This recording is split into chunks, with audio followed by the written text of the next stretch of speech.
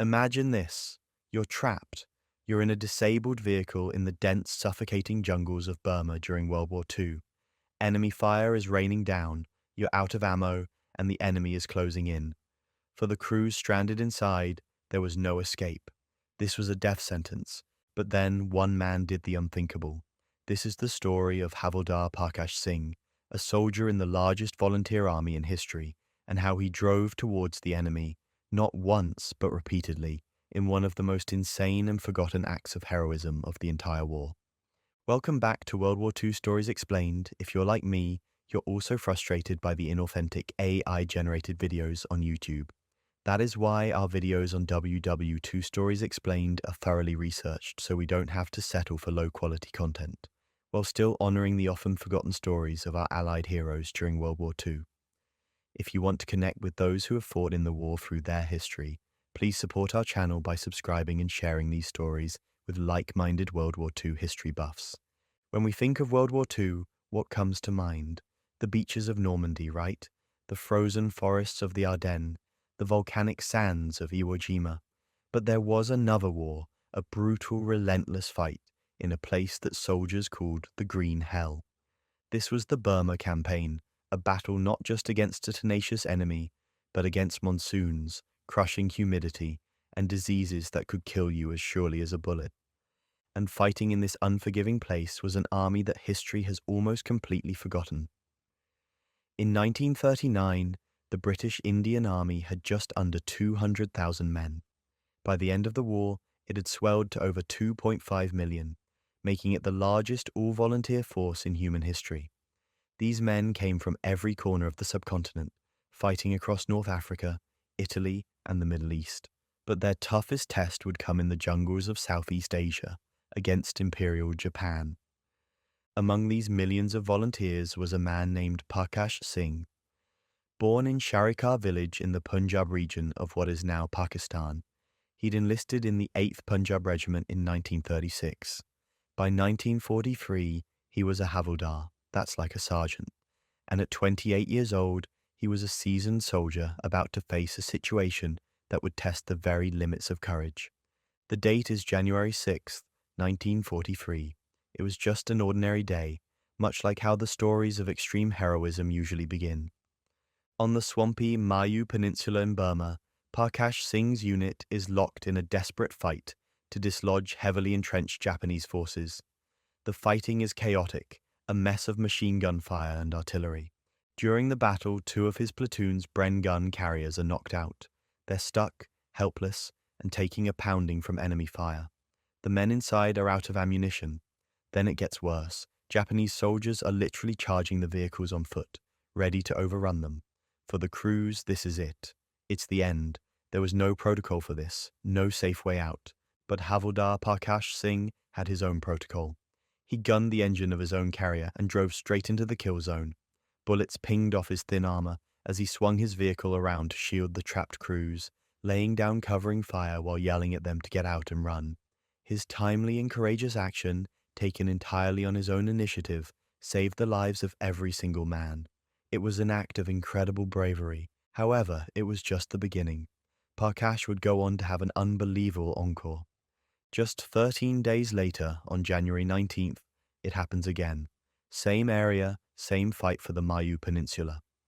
This time, a Japanese anti-tank gun finds its mark.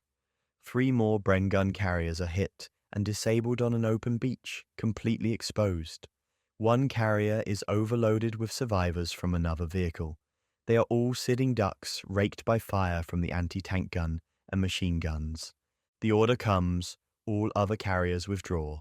The men in the burning wrecks are presumed dead, but Parkash Singh refused to accept that. Once again, he drives his carrier from a position of safety directly towards the enemy guns.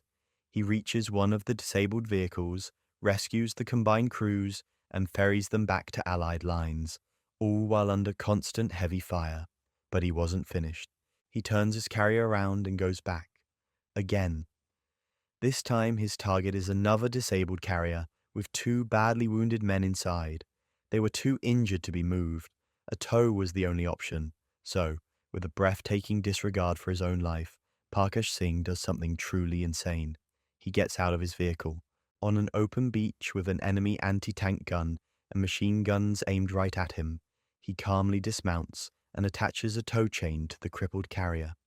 Completely exposed, he works to secure the vehicle, gets back in his own carrier, and begins the slow, agonizing process of towing it, and the wounded men inside, back to safety, and he makes it. His commander had ordered him to save himself, but he refused. In 2 separate incidents, this one Parkash repeatedly drove into a storm of lead and fire, rescuing man after man from certain death. The initial recommendation for his actions wasn't just for a Victoria Cross, it was for a VC and a bar for a second award. That's how extraordinary his double act of bravery was. Havildar Parkash Singh saved multiple lives, staring down an anti-tank gun not once, but twice, in a single day, and was recognized adequately for his bravery.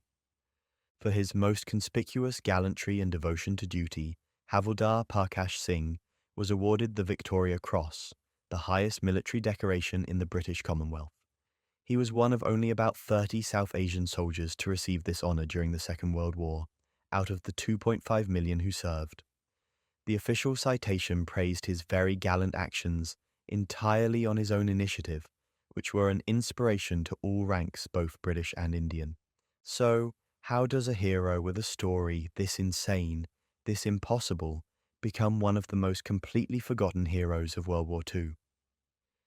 Well, in the grand narrative of World War II, the Burma campaign is often treated as a sideshow, and within that sideshow, the contributions of the British Indian Army were further sidelined. For Britain, the focus was on its own national struggle.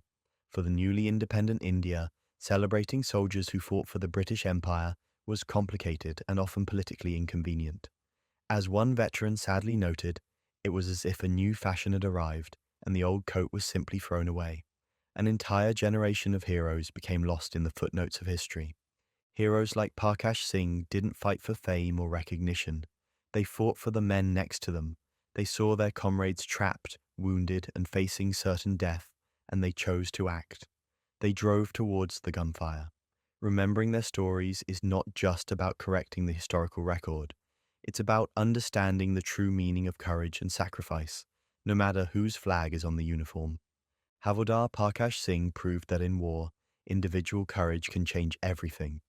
One man refusing to abandon his brothers in arms, no matter the odds. But courage isn't just about charging into danger. Sometimes it's about standing your ground when the enemy expects you to break. Just months after Parkash Singh's heroic actions in Burma, American soldiers faced their own impossible test in the frozen forests of Europe. Hitler launched his last desperate gamble, convinced these soft Americans would shatter under the assault. He was catastrophically wrong. If you want to continue connecting with World War II history and honor the heroes who refused to break and discover why Hitler's Battle of the Bulge was doomed from the very start, check out our video on the Battle of the Bulge next. Subscribe now to join us, discover more engaging World War II stories that honor these forgotten heroes, and stay updated on new documentaries so you can share these incredible stories. Click the link in the description or the video on screen now.